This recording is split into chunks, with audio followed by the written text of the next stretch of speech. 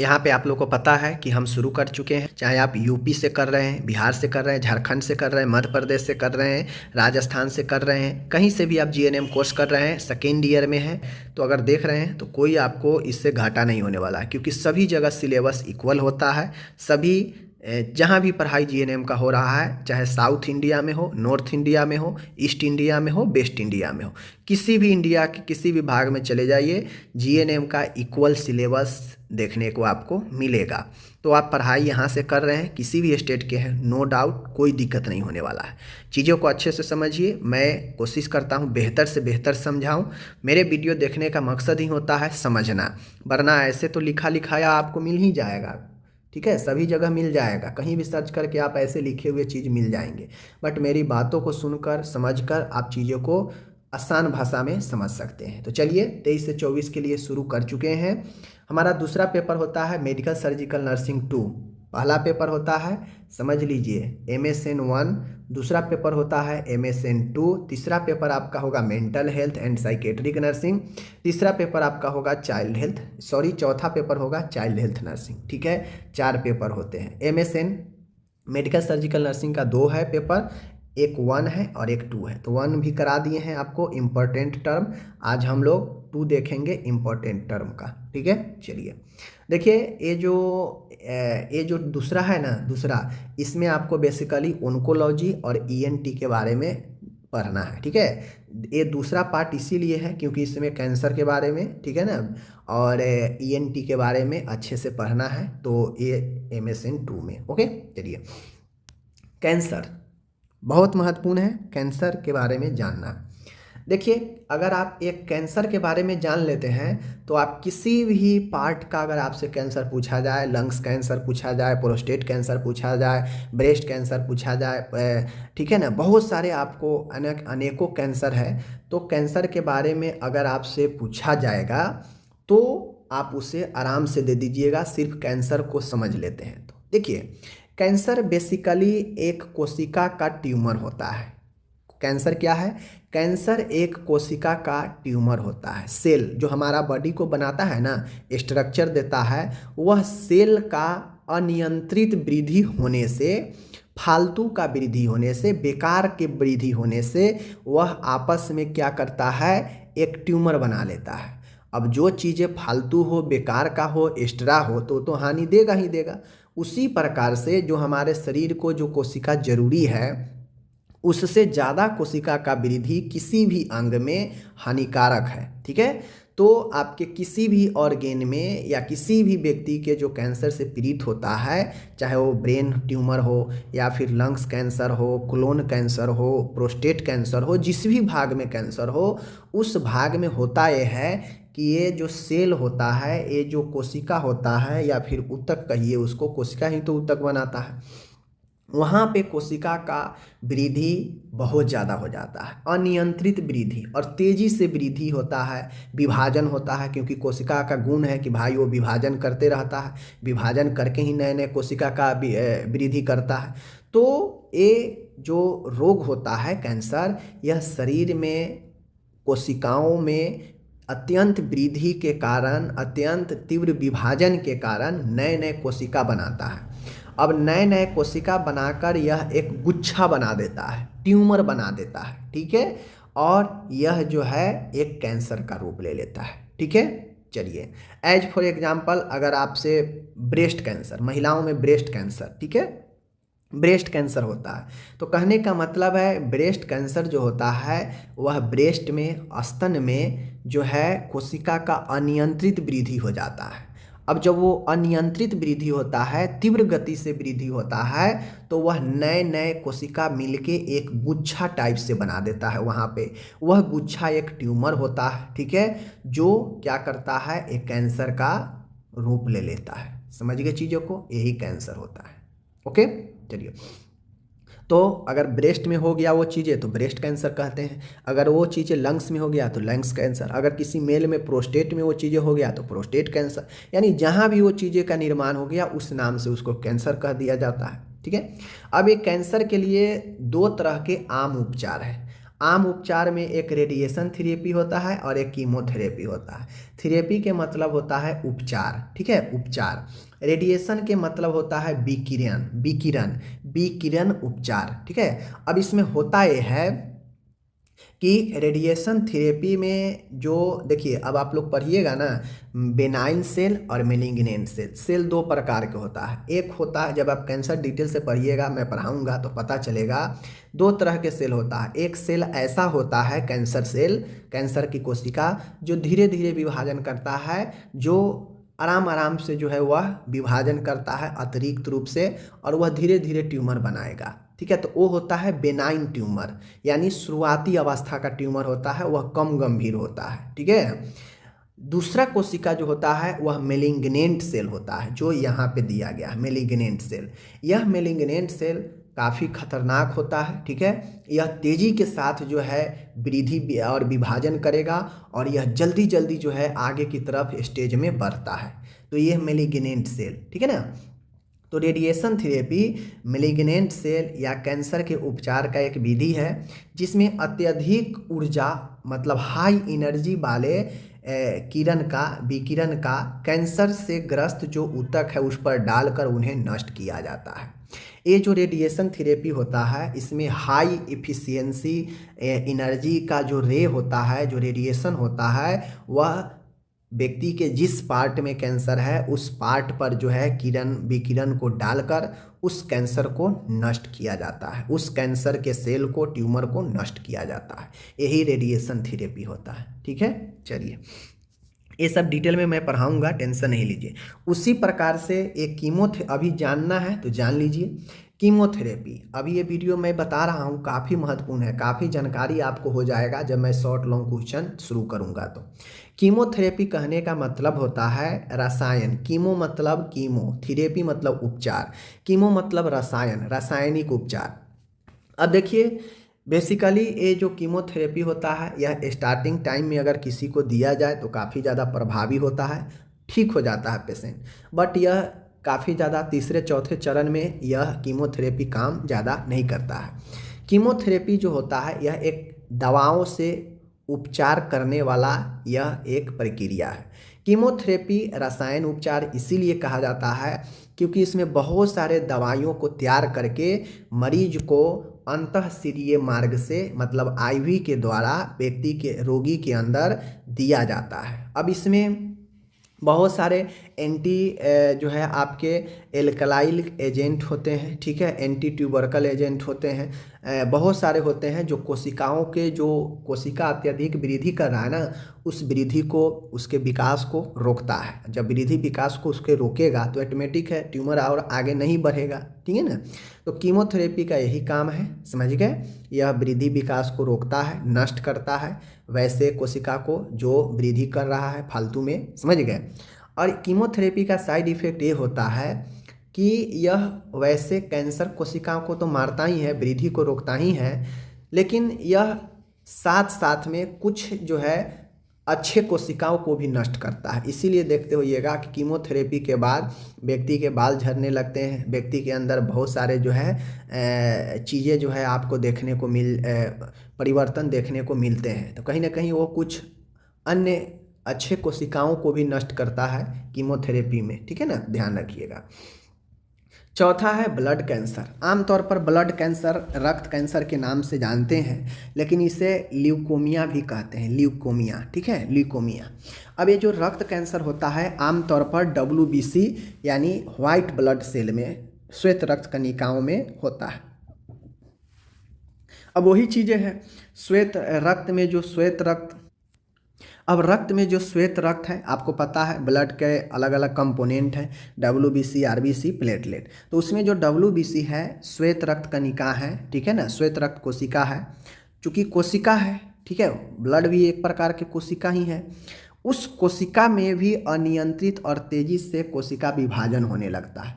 अब जहाँ भी भाई अनियंत्रित और तेज़ी से कोशिका विभाजन होने लगेगा तो वहाँ पे इमेच्योर तेजी से और अनियंत्रित जो कोशिका विभाजन कर रहा है, वृद्धि कर रहा है, तो कहीं ना कहीं वह अपरिपक्व कोशिका होता है, इमेच्योर होता है, मैच्योर नहीं होता है, सही कोशिका नहीं होता है। ठीक है, जिससे होता यह है कि अपरिपक्व कोशिकाओं का निर्माण हो जाता है ब्लड में। ठीक है, अब चूंकि ब्लड का है ये, WBC का है, तो उसमें तो ट्यूमर बनाएगा नहीं, तो उसमें ट्यूमर नहीं बनाएगा तो उसमें अपरिपक्व कोशिका जो है क्या होगा, वृद्धि करने लगेगा। अब अपरिपक्व कोशिका है, इमेच्योर कोशिका है, सेल है, तो उसका तो कोई काम है नहीं। और कोई भी आदमी मैच्योर होता है तो उसका ज़्यादा वैल्यू होता है। अब कोई अपरिपक्वता दिखाता है, इमेच्योरिटी दिखाता है, तो उसको उतना लोग जो है बातें को नहीं सीरियस लेते हैं। तो उसी प्रकार से हमारे ब्लड में मैच्योर को सेल है तो वह ठीक है, और इमेच्योर सेल तभी बनता है जब बहुत ज़्यादा अनियंत्रित रूप से कोशिका विभाजन होने लगे तेज़ी से, तो वह अपरिपक्व कोशिका बनाने लगता है रक्त में। ठीक है, और यह अपरिपक्व श्वेत रक्ताणु शरीर में, रक्त में, अस्थि मज्जा एवं लसिका तंत्र में जमा हो जाता है। ठीक है, जहाँ जहाँ ब्लड के सोर्सेज है वहाँ पे यह जमा हो जाता है, और बेसिकली जमा होकर वहाँ भी यह एक प्रकार के ट्यूमर का ही निर्माण कर देता है। ठीक है, तो यह आपका रक्त कैंसर हो गया। ओके, पांचवा है प्रोस्टेट कैंसर। वही चीज़ें हैं, प्रोस्टेट में ये चीज़ें होगा तो प्रोस्टेट कैंसर कहाएगा। प्रोस्टेट कैंसर, चूँकि प्रोस्टेट सिर्फ मेल में, पुरुषों में होता है, तो पुरुषों का यह प्रोस्टेट कैंसर हो जाएगा। ठीक है ना। प्रोस्टेट ग्लैंड की कोशिकाओं में अनियंत्रित और तीव्र विभाजन होने से नए कोशिकाओं का तेज़ी से निर्माण होता है, और वहाँ पे एक ट्यूमर, एक जो है ट्यूमर के रूप में हो जाता है, और इसीलिए इसे प्रोस्टेट कैंसर कहते हैं, क्योंकि यह प्रोस्टेट में होता है। ठीक है, समझ गए। चलिए, ब्रेस्ट कैंसर है, वही चीज़ें हैं कि यह एक असामान्य स्थिति है, एबनॉर्मल कंडीशन है, जिसमें स्तन जो होता है, ब्रेस्ट होता है, उसके सेल में, उसके कोशिकाओं में अनियंत्रित रूप से तीव्र विभाजन करके कोशिका का निर्माण होता है, और यह असमान कोशिका अनियंत्रित रूप से जो विभाजन किया है, यह नए कोशिका, अपरिपक्व कोशिका का एक गांठ बनाता है, और इसी को हम लोग जो है स्तन कैंसर कहते हैं। देखिए, गांठ कहिए, ट्यूमर कहिए, वही गुच्छा कहिए, सब वही है, वही का अलग अलग नाम है। ठीक है ना। अब ये बातें अलग है, मैं बता दूँ, आपके बॉडी में बहुत सारे जो है गांठ नॉर्मल तरीके से भी रहते हैं, तो इसका में ये मतलब नहीं है कि सभी गांठ बन गया तो वो कैंसर ही है, नहीं। ये जांच कराने के बाद पता चलता है कि यह गांठ किस प्रकार की है, क्या यह इमेच्योर कोशिका के कारण है या नॉर्मल अलग किसी कारण से गांठ बना है। तो कोई भी गांठ हो जाए बॉडी में, ट्यूमर हो जाए, तो इसका ये मतलब नहीं है कि वो कैंसर ही हो गया। इन बातों को ध्यान में रखिएगा। जो कैंसर का रूप है बनने का, वो मैं यहाँ पे बता रहा हूँ। ठीक है, ये जांच का विषय है। जांच कराने के बाद फाइंडिंग होता है कि हाँ, किसमें किस प्रकार का ट्यूमर है, क्या वो कैंसर का ट्यूमर है या नॉर्मल है। ठीक है, चलिए आगे बढ़ते हैं।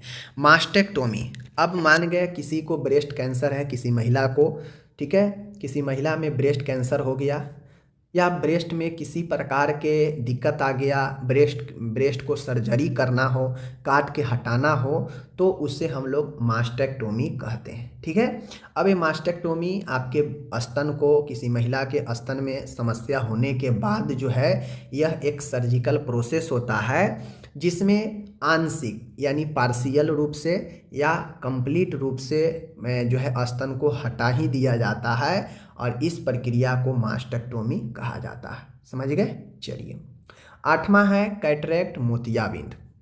मोतियाबिंद कहने का मतलब है कि आपके नेत्र लेंस, जो आई लेंस होता है, तथा उस जो आई लेंस जो जिस आवरण से ढका होता है, जो जिसे हम लोग कैप्सूल कहते हैं, या तो आपके आँख के लेंस या आँख के लेंस जिस कैप्सूल में है, या तो दोनों का या दोनों में से किसी का भी।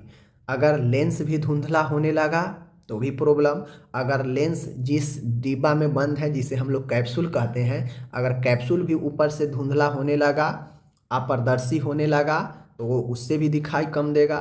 तो चाहे ए हो या दोनों में हो जाए, दोनों में अगर अपारदर्शिता आने लगे, ओपेसिटी आने लगे, तो दिखाई धुंधला देने लगता है। ठीक है, दिखाई धुंधला और भी कारण से देता है, बट अगर मोतियाबिंद है तो उस कंडीशन में भी जो है ये धीरे धीरे धुंधला दिखाई देते देते काफ़ी ज़्यादा जो है दिक्कत देने लगता है, और इसी स्थिति को हम लोग मोतियाबिंद कहते हैं।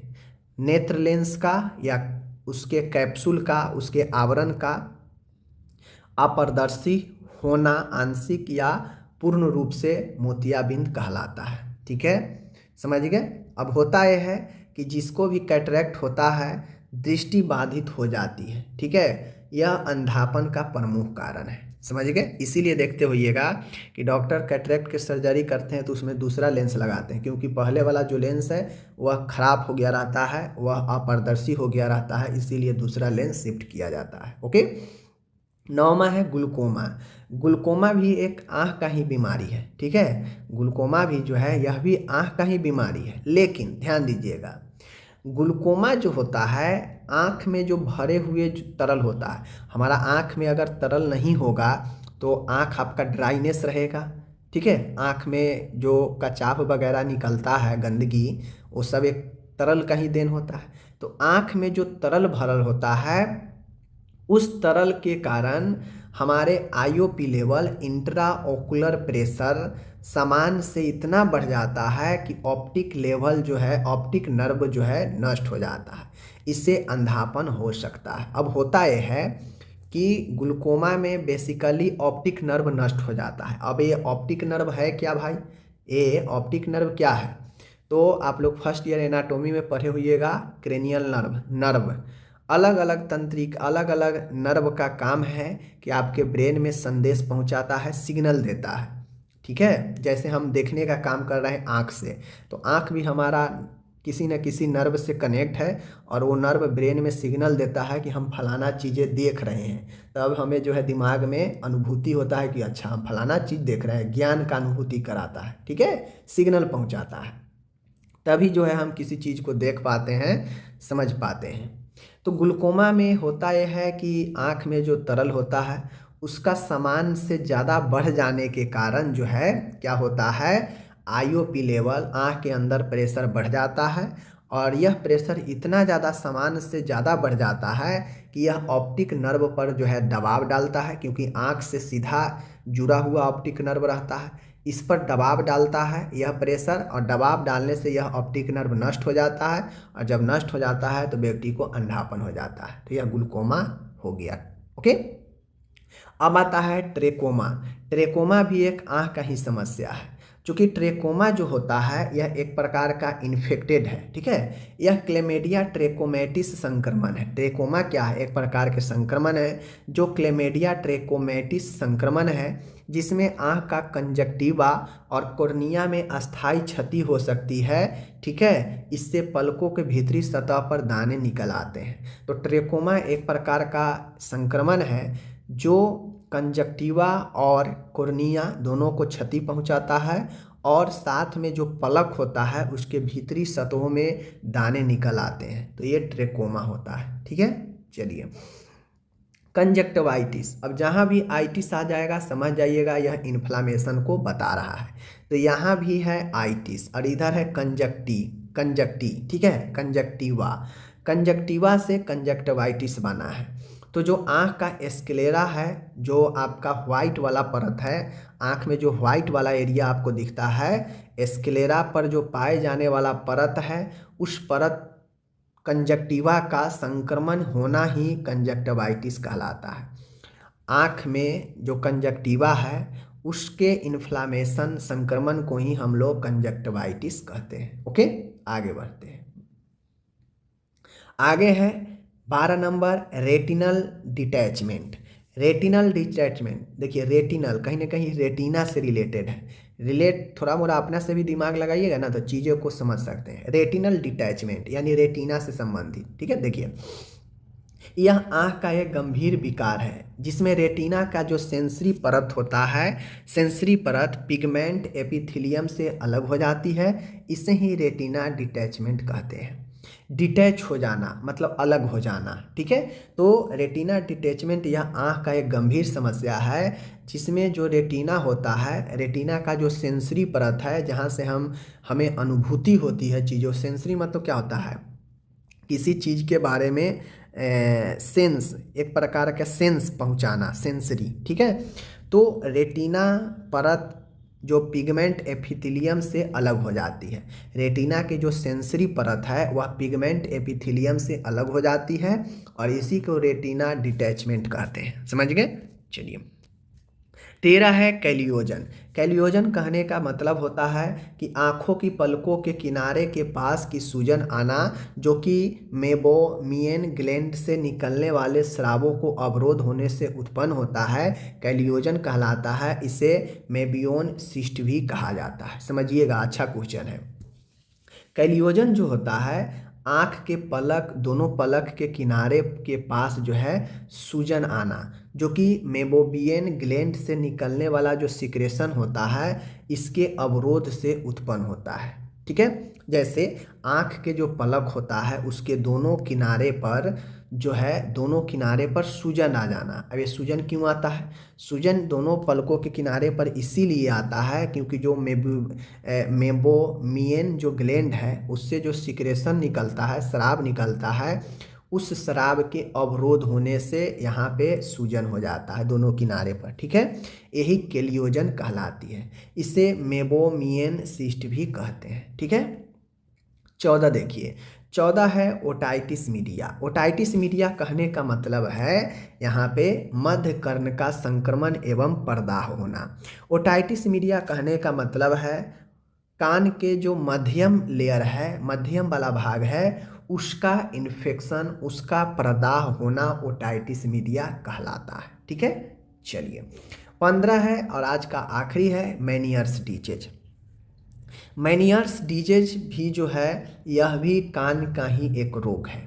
यह रोग कान के इंटरनल लेयर में, कान के अंदरूनी भाग को प्रभावित करता है। कान में एक भरे हुए इंडोलिफ होते हैं। यह इंडोलिफ की मात्रा जब असंतुलित हो जाती है तो व्यक्ति को इससे तेज चक्कर आता है, सीवियर वर्टिगो होता है, धीरे धीरे सुनाई देना बंद कर देता है, वह कानों में घंटियां बजना, टिनिटस जैसे लक्षण उत्पन्न हो जाते हैं। तो ये कानों में घंटियां बजना बहुत बार पूछा गया ऑब्जेक्टिव में कि कानों में घंटियां बजना क्या कहलाता है? टिनिटस कहलाता है। ध्यान रखिएगा, यह किस रोग का लक्षण है? मेनियर्स रोग का। ठीक है, अब इसमें मेनियर्स रोग में क्या होता है मैं यहाँ पे आपको क्लियर कर देता हूँ, देख लीजिए। मेनियर्स रोग है इंटरनल ईयर, कान का एक रोग है जिसमें आंतरिक कान में जो इंडोलिफ की मात्रा होती है, यह इंडोलिफ की मात्रा इम्बैलेंस हो जाता है, असंतुलित हो जाता है। अब असंतुलित होने से तेज चक्कर जो है आने लगता है व्यक्ति के अंदर। उसके बाद धीरे धीरे सुनाई देना भी बंद कर देता है और कान में घंटी की तरह आवाज़ जो है महसूस होने लगता है। ऐसे लक्षण उत्पन्न होते हैं और यही जो है मेनियर्स रोग होता है। इसमें मेन आप ये याद रखिए, चूँकि इसी पर आधारित ये सारा प्रोसेस है, इंडोलिफ की मात्रा असंतुलित होने से। ठीक है, चलिए, तो आज मैंने 15 यहाँ पे टर्म डिफिनीशन करा दिया। फिर मिलूँगा आपसे अगले, जब इसका समय आएगा, बारी आएगा MSN2 का, फिर वहाँ पे मिलेंगे। बाकी हम लोग इसके नेक्स्ट वीडियो को हम लोग नेक्स्ट सब्जेक्ट का देखेंगे। ठीक है, चलिए, धन्यवाद।